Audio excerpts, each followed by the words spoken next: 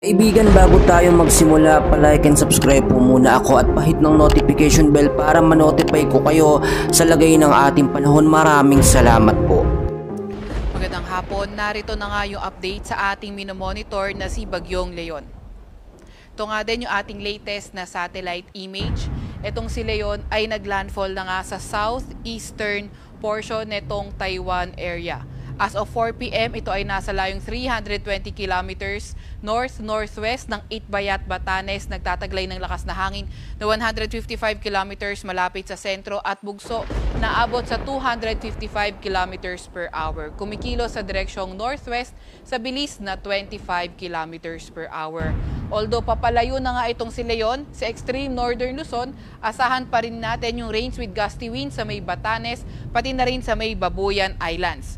Para naman sa Metro Manila at sa nalalabing bahagi ng Luzon, aasahan pa nga rin natin yung maulap na papawirin at mga kalat-kalat na pag-ulan, pagkidlat at pagkulog, dulot naman sa trough netong si Leon.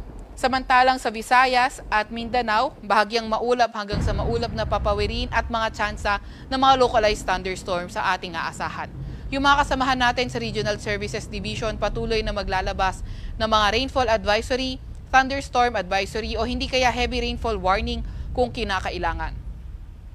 Ito naman yung inaasahan nating track ni Leon. So pagkatapos nga niyang tawirin itong landmass ng Taiwan, posible na itong kumilo sa direksyong northeast at ang second landfall over mainland China, hindi pa nga rin natin nirurule out. Posible na nga rin lumabas ng ating Philippine Area of Responsibility itong si Leon ngayong gabi o kaya bukas early morning. Meron pa rin tayong nakataas na signal number 2 sa northern portion ng Batanes. So, tropical cyclone wind signal number 2, so lakas ng hangin ang minemeasure nito. Signal number 1 naman sa nalalabing bahagi ng Batanes, sa may Babuyan Islands, sa may northern portion ng mainland Cagayan at northern portion ng Ilocos Norte. So, napapansin na nga natin yung bahagyang pagbawas sa mga signal natin habang papalayo etong si Leon sa ating bansa.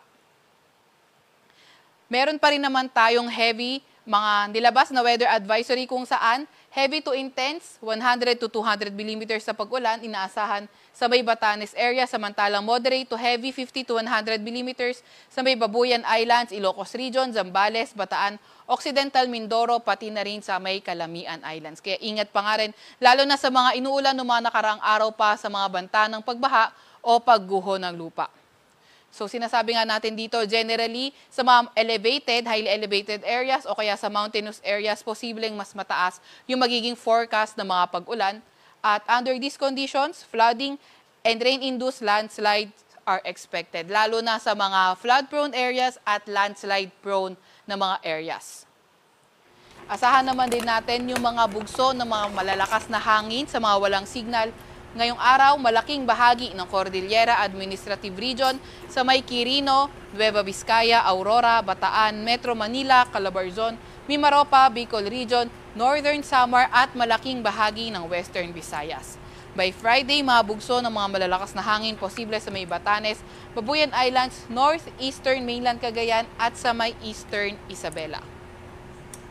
Meron naman tayong nilabas na gale warning as of 5 p.m. today, kung saan asahan natin dito sa may Batanes, Babuyan Islands, northern coast ng Ilocos Norte, western coast ng Ilocos Norte, sa may mainland Cagayan at Ilocos Sur. Kaya kung maaari, huwag muna tayong pumalaot sa areas na yan dahil magiging maalon hanggang sa napakaalon ng karagatan. 2 and 1.